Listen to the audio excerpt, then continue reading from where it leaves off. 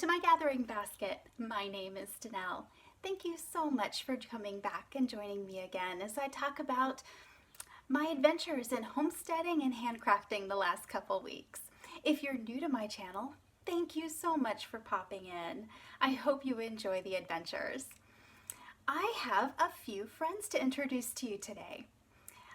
I don't have a whole lot to share with you as far as hand spinning goes. I do continue to work on my Shave 'em to Save 'em projects. I am so close to having my horned Dorset completed. I've been kicking myself. I was going to delay podcasting until I had that finished, and I really just wasn't sure I'd have another chance. And I made another purchase this week. I found some American Jacob that was actually on sale through a little farm that I found, and I've just barely gotten it opened. It came, I believe, yesterday or the day before. I didn't have time to really do any more than open the package, so I hope to show that to you before too much longer. That may be the next one up on my wheel, I'm not sure, but I'll introduce you to that roving as soon as I have a chance to really get to know it. But I am continuing to work my way through. I will admit I've been working with natural colors for a little while now, and so I'm kind of thinking that one of my braids up here may have to be next, just to kind of have a break and a little bit more color. But we'll see when I get the horned Dorset completed and hopefully get started knitting.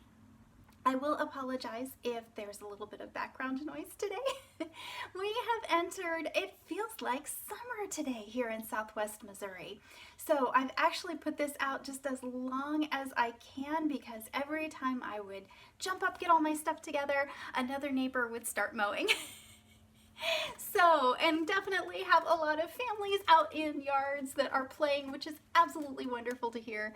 But it does lead to a little bit of background noise for podcasting.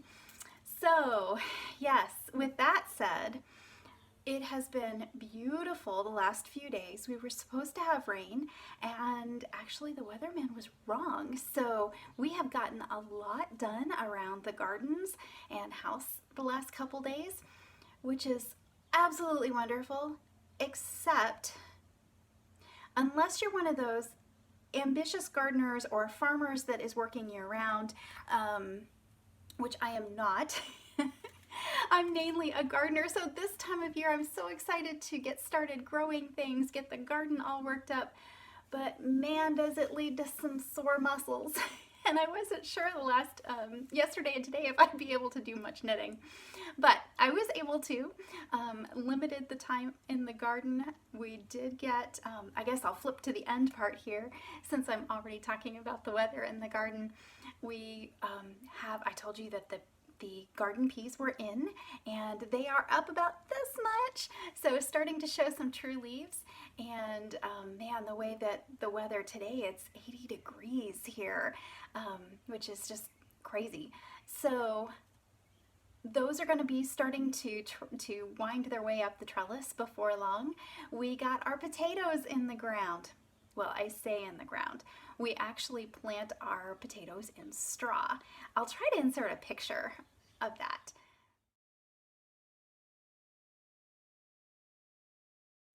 We have the foundation of my grandfather's old calf and grain barn, and there's this one section that is concrete walls around it. It actually, I believe, held one of the grain bins, and the bottom is open to the ground.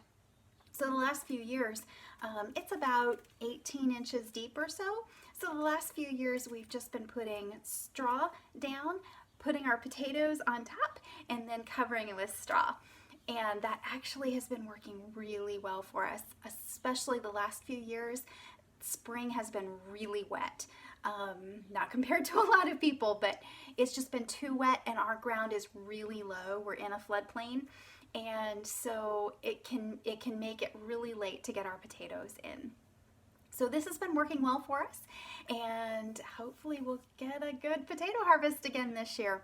Last year mice got in, and we got plenty of potatoes to eat on fresh, but it wasn't That's the one disadvantage to planting in straw like that. And if you see people planting in containers like barrels or the grow sacks, it's become a very popular way to grow potatoes. I haven't had luck with the grow sacks and the bins that you build up, but I have had luck doing it in the straw like this. So that's what we're doing. And so we've got all that going.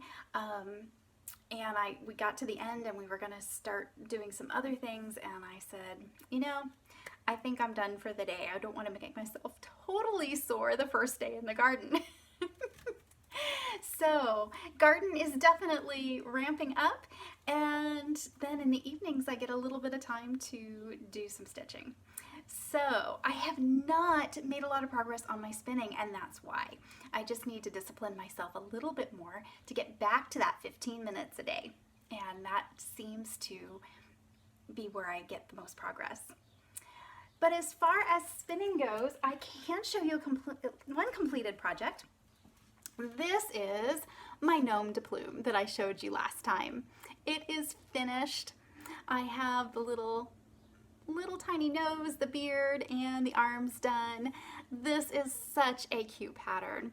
Again, this is the gnome de plume. It is out and available in one complete pattern now on Ravelry. It is by Sarah Shira of Imagined Landscapes. And this was the mystery gnome along that I've been showing you. I'll back it up. She is big, much bigger than I anticipated. And if you saw my episode last time, you know that it's actually a third narrower. This is my dieting gnome. But she is tall. And the pattern does include an optional braid. So you can give her little braids. And I really thought about doing that. And maybe if I do another one, I will.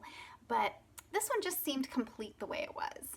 So if you can see the little face, the little nose, I think it's just so cute. It's a little button nose, and the leaf beard.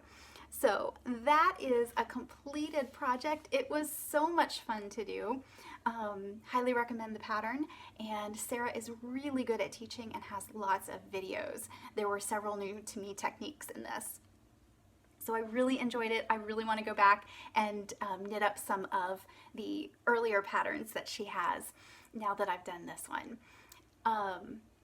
This is all hand spun, different, just little odds and ends basically that I had left over from other projects. So very happy with the way that turned out, and glad to introduce you to a completed gnome. So that is one, and I'm putting that under my hand spun just because it is all finished hand spun in that project. And that's about it on spinning. I'm sorry that's a little boring, but I have gotten a lot of knitting and crochet projects done.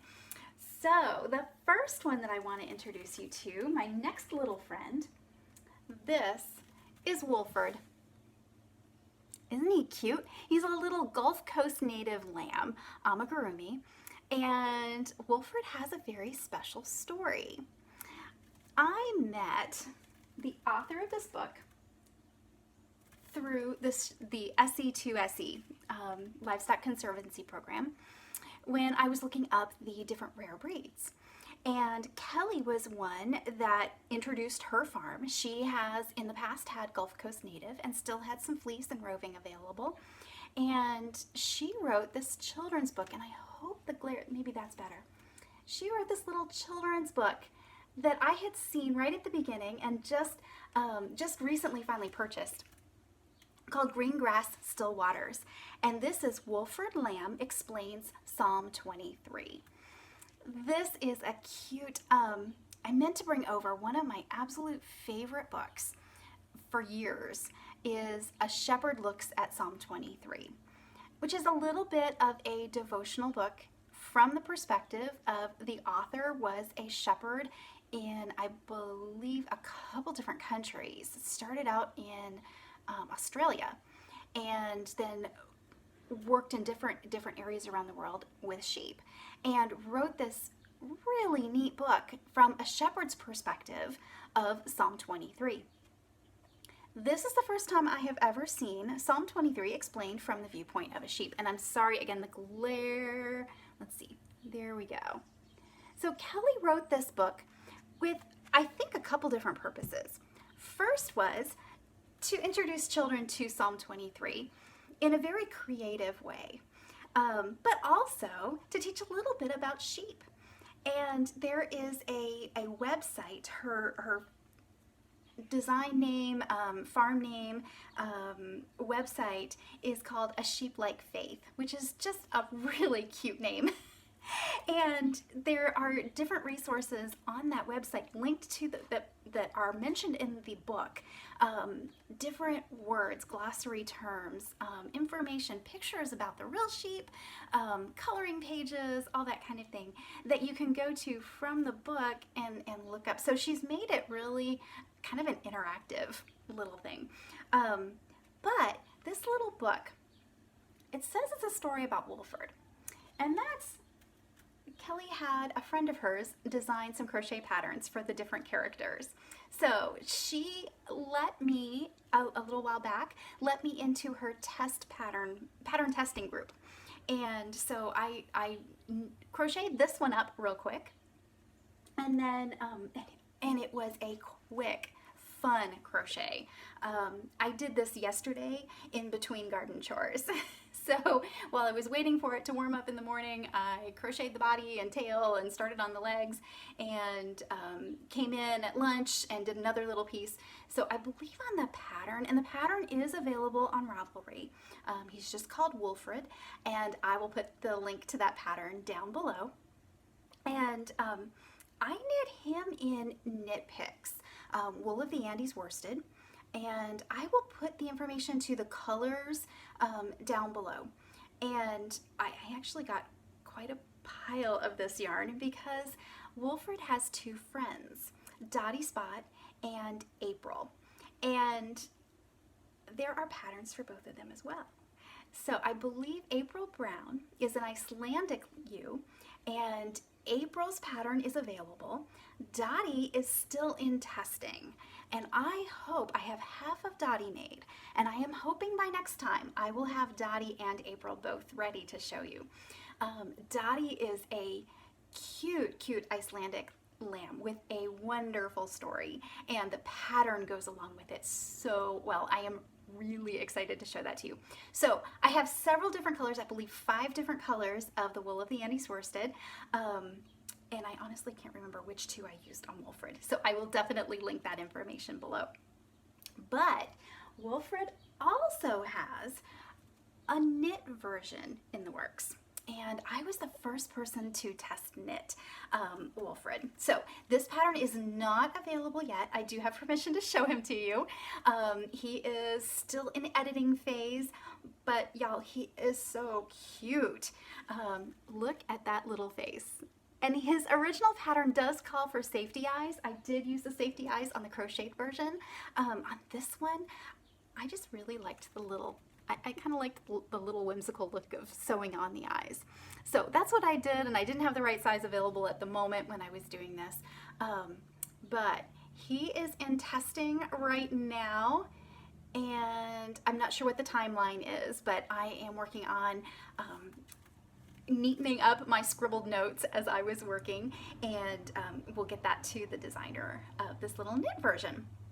So he will shortly be available in either crochet or knit. And this one is actually made with some scraps of some acrylic that I had because I was just putting together, and I will probably be knitting a couple more just to try and make my notes a little clearer. But this one is the crocheted version, like I said, is available on Ravelry, and it was so much fun. This would be a wonderful Easter gift if you enjoy doing that kind of thing.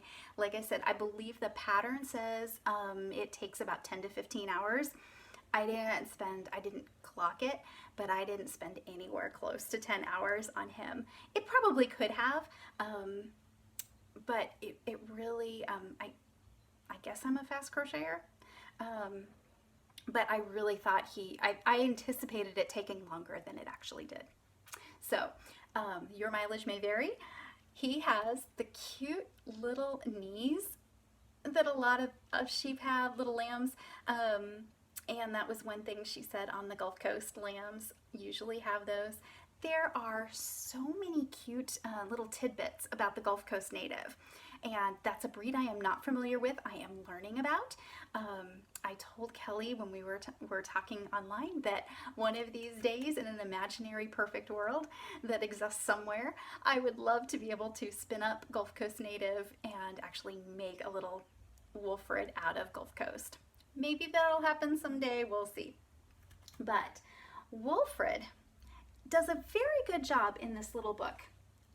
And I know there were several people in the test group that were saying they were crocheting up some more Woolfreds to give as Easter gifts with books this year, and that would be a great idea. I have a couple people I may be passing this on to. But basically, in a nutshell, this is not her words, this is mine. My summary of the book. It says it's about Woolfred, but in my mind, it's actually about Dottie Spot. And I wish I had Dottie made up to show you. She is so cute. But basically, in words, and I'll just show you a couple pages here. Here's Dottie. And like I said, she has a very interesting story. Cute, cute illustrations. And basically, Dottie has come from a not so good farm with a not so good shepherd in charge of her life to Restoration Farm and meets Woolfred. Dottie is a very wild lamb, or ewe, excuse me. She is very distrustful, does not like to be approached by the shepherd, really wants to be a wild sheep. So sometimes that gets her in trouble. For example, she is unwilling to be shorn. And she's getting hot. It's heavy wool. Icelandic can be kind of long locks. And so she's getting hot. Summer is coming. And not only that, but stuff gets stuck in her wool. So it's really weighing her down. But she will not let shepherd get close. She will not be with the other sheep. She gets hungry. She gets thirsty because she won't follow the shepherd. And then she meets little Woolfred, the lamb. And Woolfred teaches her to trust the shepherd and why they would trust the shepherd. And so throughout the whole story, you're getting a description of the shepherd through the eyes of the sheep, which was really cool. So if you like children's books, especially that relate to knitting and wool, this one I actually do recommend. Hopefully next time, or the time after that, I'm hoping next time I will have the other two friends, April Brown and Dottie Spot, crocheted up, and I will have those to show you. I'm really excited. Woolfred is cute. He was a lot of fun, but these other two sheep have some interesting characteristics, and I'm excited to get those crocheted up. So I will have links to Kelly's website and her Etsy shop where she sells the books and patterns. And then, like I said, they're also available on Ravelry. So that was a fun diversion from my normal. I am not what I would consider a toy knitter. Most of the time, I tend to like garments for the most part. But I guess doing all the little preemie octopus that I was working on made me I was having fun doing that. So, and then this little mystery gnome along came around, and that was fun. And then I had the opportunity to do these little test knits and crochets, and I have had fun. And I've bought some other patterns. So there will probably be more toy knitting making an appearance on my gathering basket. So those have been my main project. Another project that I've been working on this week, and I'm half done, is a sock for a friend of mine. And this is the first one, and it has a very special story behind it. One of my favorite podcasts to watch is Amy from Noble Character Crafts. And Amy always shows the prettiest yarn that she dyes just about, every episode. And several of my friends have bought yarn from her and been very happy with it. And I just hadn't had the right excuse to get some. So here recently, if I back up, Amy is from Nebraska, and you've probably heard of the crazy flooding that has been happening there. Lot of farms just almost wiped out. Amy does have a farm. They so she has every reason to be very sympathetic with relief efforts that have been going on there. So on Instagram a few weeks back, I saw the prettiest yarn pop up, and it was Amy's. She had a colorway called Relief. All of her colorways come from the names of them come from a psalm or proverb. And this one she designed called Relief specifically to help out with the relief effort from the flooding in her state. So the relief part comes from Psalm 4 verse 1. You have given me relief when I was in distress. And there have definitely been many farmers, not just farmers, people, but there have been a lot of distress in Nebraska this spring. So she designed this colorway to show the floodwaters, but also the promise of the rainbow, which was the promise of God's rescue during the great flood in the story of Noah. So you have the blue and the rainbow together, and I thought it was so pretty in the skein.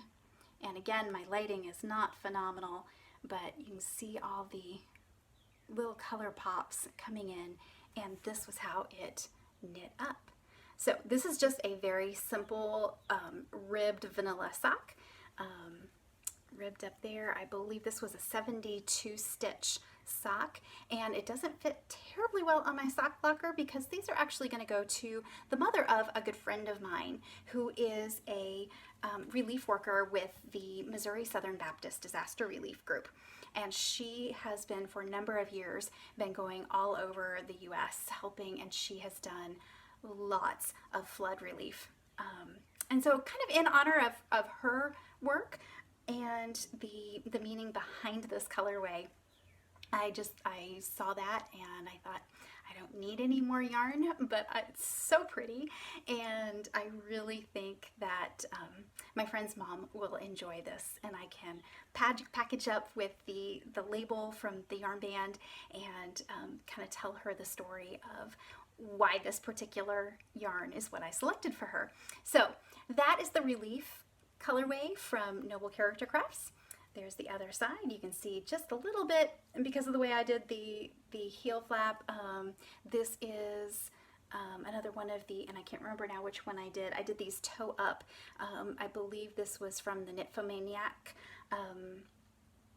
toe up under heel gusset, and I will link to that pattern below.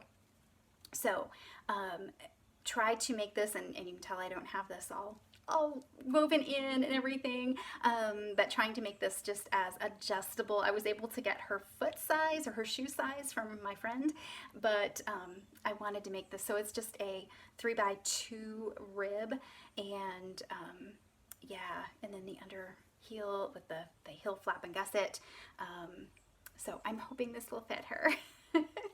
And then I have, Amy always sends her yarn in a nice little package, little sack, hand stamped, and I have a lot of yarn left over, so that's what it looks like in the cake. You can see all those little color speckles in there. This was so much fun. This is really about the first yarn with the speckles that I can think of that I have knit up. So that was a lot of fun, just getting to each little repeat of that.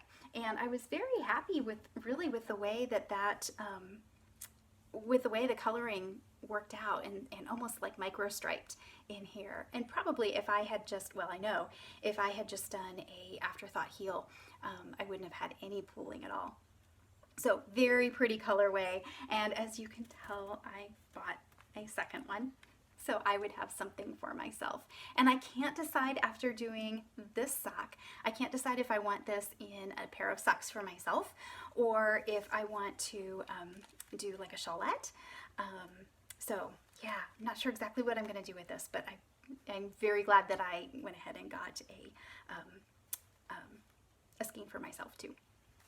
So, and almost forgot, one other thing that was kind of fun is, like I said, my friend works with the Missouri Southern Baptist Disaster Relief. I actually at one point was trained with them as well. And I have done disaster relief with several other church groups in the past when I lived on the East Coast. Did a lot of hurricane cleanup, that kind of thing. And a couple times I was able to go with that. So that's something that is very near and dear to my heart. I especially like to go and support the church groups that are working with them. But Amy has incredibly generously 100% of her proceeds with these are going to the American Red Cross that is working in Nebraska. So that was pretty awesome, and another reason why I had to go ahead and make that purchase. So I believe she is running that until the end of April. So there's a couple more weeks if that's something that is near and dear to your heart and you want to support her in her efforts. I will have her website, her Etsy shop linked below as well. And yeah, so very pretty label, and she always puts a stitch marker in. And this is her pitter patter base, and it's gonna blow out there. I'm really, yeah, not even any point. And I just love how she names all of her colorways using a scripture reference. So very excited to finally get a chance to work with Amy's yarn. Very much enjoying that. So that's really about those projects. Pretty much took up my couple weeks. So that's really about what I have to show you. It's been kind of a knitting week of ups and downs. I was working on those socks in the car on a trip, and I got about a half hour away, and the wooden needle that I was using snapped in my hands. I was knitting away, and I didn't even hit a bump in the road. It just, I don't know if I was tense or what, I don't know, but it just snapped, right? In fact, the tip of it went flying, nearly hit me in the eye, and we have yet to find that tip in the car. I couldn't find it anywhere. No idea. And it was a chunk about 2 inches long too. It wasn't just like the little tip of the needle. And I thought, oh no, I had another 2.5 hours to drive and then another almost 3 hours back and no knitting. But I did have one of my little tiny, if you've seen previous episodes, you know I've been working on little kids socks, and I had one, thank goodness, I dug into the bottom of my purse, and I had a little tiny, one of those little socks started. So, and my dad was driving, and I, of course, you know, hollered when my needle broke, and it was like disaster struck, and he was very sympathetic, and then a little bit later I found that other project and pulled it out, and he looked at me and just started to laugh, and he said, of course you would have 2 knitting projects with you. Well, like to be prepared just in case. So and then I was very happy because I had just ordered all of the wool for these little sheep characters, and I had just, you know, because it was Knit Picks. So if you can get to the point where you have enough for free shipping, and why are you always just a little bit away from it? So I went ahead and threw in a couple more of their wooden needles, sock needles, because I had broken one a few weeks ago. And to be fair, most of these needles are probably 6 or 8 years old. So I've had them for a long time. They've held up just fine, but all of a sudden I'm snapping them all. So I was able to finish when I got home. I found one old set of size 0 needles, and I was able to finish the sock on that, but just not my favorite needle. Unfortunately, I really prefer working on wood, so I keep trying to buy, because I do tend to do my socks on size 0s, and those are pretty little, and wood is pretty thin, but yeah, I just don't enjoy working with metal needles nearly as much.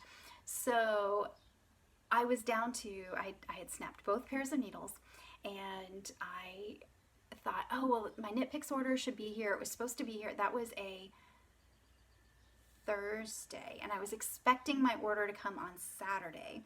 And while I was gone, I got a notification that my order had shipped and it was delivered. So I thought, yay, when I get home, I'll have my needles. So I ripped open the package, dug through the yarn that I had ordered, and found the needles. And somehow I had ordered the wrong size. So I had 2 pairs of size 0 24-inch. Oh well. So I still need to order some more sock needles, and I keep trying to make myself order metal, and I just like my wood. So I have DPNs. I have my old metal ones, and they're okay, but I really need to get myself some more needles ordered. But in the meantime, I was trying to check the metal needles that I had, and of course they're all old, and markings on cables and things had worn off. And all of a sudden, I pulled them all out, and I was trying to measure them. So I reached for my trusty needle gauge, and I couldn't find it. It wasn't on the stand next to my chair where it always is. And I looked and I looked and I looked. I went through my project bags, my baskets. I looked everywhere I could think of, and finally gave up. And so I made my best guess. I found one that was marked, and because I had this one and also some other projects I was working on that I needed to do DPNs, and I needed to be able to, they were wooden DPNs that weren't marked, and so I was really frustrated. And this morning I leaned back in my chair and heard this crunch. Now, I had looked under this chair, I had looked around it, I had looked in the cushions, I could not find it. Well, apparently my needle gauge had gotten stuck in the mechanism of my recliner. So, as long as I don't need a size 8, I'm still okay. But I think I'm gonna have to get another needle gauge. So I've been breaking needles, I've broken needle gauges. It's just, and then I had one more project I was going to have completely finished to show you, and that is my World's End socks, the colorwork socks that I've been doing. And I was quickly, all I had to do was, to get one sock, not the whole project, but one sock finished, was to quickly do up the toe, which was going to be a pretty shallow toe anyway. And so today I sat down, and while I was waiting for the neighbors to finish mowing their yards, so I could podcast, I sat down and was going to quickly do up that toe so I would have that project to show you, and I would feel so accomplished. And I got 3/4 of the way through the toe. And I looked at it and I thought, this just isn't, something had been nagging at me through the whole thing. Well, I finally figured out that because of the colorwork repeats, it's a 16 stitch chart. And I believe there's what I was doing was a 5 chart repeat to get my stitch count. And so to make that easier on myself, I thought I repositioned the stitches so that I would have 2 repeats on one side and 3 on the other. Well, I put that project kind of on hold to work on sheeps and socks, and had completely forgotten about that. And so I was doing, 30 stitches on one side and 50 on the other, I believe is or something like that. And I'd completely forgotten, had them bunched up on the needle. So I was doing my heel decreases, which I usually do a wedge toe, fits my foot the best. So I was doing this with like 1/3 and 2/3. So my heel or my sock toe was, well, you can kind of figure it out. It wasn't balanced. So I wasn't making my decreases. The decreases were all gonna be under my foot. So there I was, trying to pick up my stitches with color work, going, please don't drop, please don't drop, please don't drop. I only managed to lose 1 stitch, and I got that back on the needle pretty quickly. So all things considered, disaster averted. I did realize it before I finished the toe, so it could have been much worse, but that wasn't much fun. So I have all my stitches correctly aligned on my needles and ready to go, and hopefully next time I will have that done that I can show you. And then I've got a couple other projects that I kind of have a little bit of a timeline on. I have a project that I want to do for my mom for Mother's Day, and some things to do for graduation gifts, which is coming up crazy quickly. So I may not get back to doing the second sock on that one right away, which is slightly scary. What else will I forget that I have done before I get the second one finished? But that's where I am with that project. So there are a bunch of projects on the horizon that I have that I'm excited to get started and to show you as soon as I get those going. I think that about takes care of the last couple weeks. I am 2/3 of the way through incubating those chicken eggs that I told you about last time. They should be ready to hatch in 7 or 8 days. I will say that my incubator has kind of been giving me fits. I'm not entirely certain if it's not holding temperature or if my thermometer is not holding temperature, and partly because that room is not completely insulated, it can have a little bit of a temperature change, and I did notice that with it being warmer outside, that thermometer was reading kind of high. So chicken eggs have a pretty narrow range of where they like the temperature. So I did attempt to kind of make my own candling device where you can, what they call it, candling, because they used to actually use a candle and put an egg in front of it. So you could actually see the embryo, the chick developing. And I am not good at doing that. It does take a little bit of experience, and so I did a couple, and I wasn't sure what I was seeing, or if even my little light device was working correctly. So we're just gonna let them go for another week, and I will let you know next time. Meanwhile, the rooster decided today that he was not gonna let me near his ladies, and he came flying at me this morning. He started to sort of act a little aggressive over the last couple weeks, but he's always kind of more or less just made it known that, hey, this was his flock. Stamped at me a few times, and then this morning I went to let them out, and I was closing the gate. I was leaving. I'd just thrown them some corn for a treat, and he comes dashing out of that gate, and he was going to get my leg. Everything was fine, no blood loss. I was able to shoo him back in the gate, and everything was good, but may not be around for much longer of that behavior. I will not keep a mean rooster around. I don't want to deal with it, and I'm certainly not going to take a chance on somebody else getting flogged by the rooster, because if you're not familiar with roosters, they can be pretty aggressive. I have never in my life had a rooster that was. I've always gotten along. In fact, I could pick up the roosters that I've had in the past. It was never a problem. This guy, not so much. So we'll see what the end of the saga of the rooster becomes here over the next couple weeks. Depending on what happens with this clutch of eggs that are in the incubator, I may try to set some more, save some more that I can go ahead and try to incubate. Thinking about maybe getting a different incubator. So we'll see. But that's where the story is on that. And let's see, just walking around the other day, and I may put some footage at the end. As I've said in the past, I used to be a beekeeper. The bees did not make it through last year, and I was going to get some more and just haven't this year. I'm not sure that that's something that I still want to do it, but I have plenty of honey left, and the bees that I was going to get didn't make it through the winter for her. So we'll see. If I have a chance to catch a swarm or two, I would love to. But meanwhile, so when I'm out working in the garden, I always have half an ear out for bees, because I've gotten to the point where I can hear them humming quite a ways away. And I'm just tuned for it. I hear that.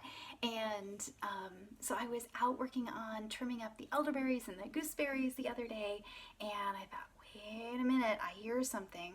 And it was pretty chilly. This was this was a couple weeks ago. I was bundled up, and I looked over, and in our area there's a lot of what's called henbit that has a little, it's one of the first weeds that starts blooming, and if you didn't know better, it's beautiful. It almost looks like heather on a hillside. It will just fill a whole field, and it is one of the early sources of nectar for honeybees. So we tend to let it grow here and spread.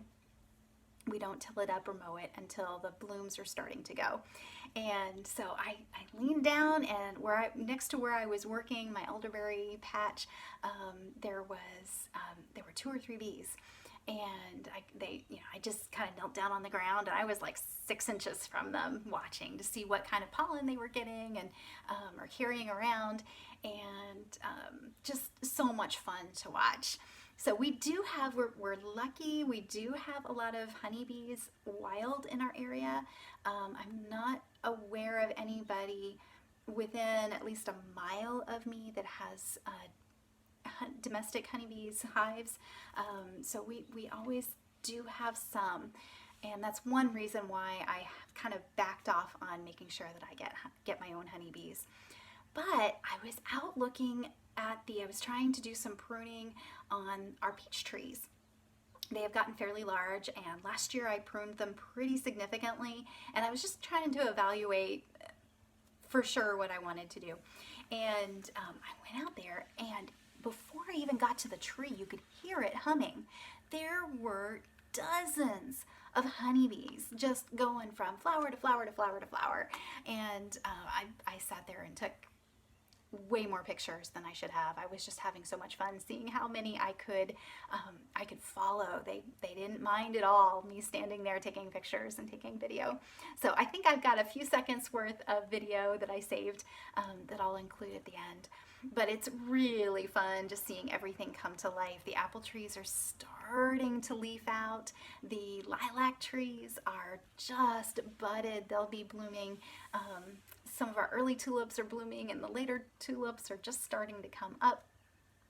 We have a lot of things planted this year for honeybees, for butterflies. I was going to bring one of my cotton plants over. I completely forgot.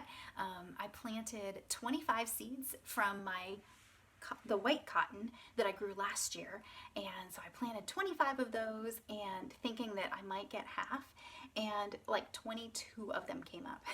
So I transplanted the best 8, I think, and they're about this high right now and starting to show the red color on the leaves. And so yikes, if all of those come up and bear, I'm going to have a lot of cotton this year to work on. So we'll see what happens with that. But lots of fun things coming up. I feel like I'm just right on the edge of being incredibly busy and probably not getting a lot of knitting done. So this is the point of the year where things may start skewing just a little bit more, like I said, to the homestead version of things.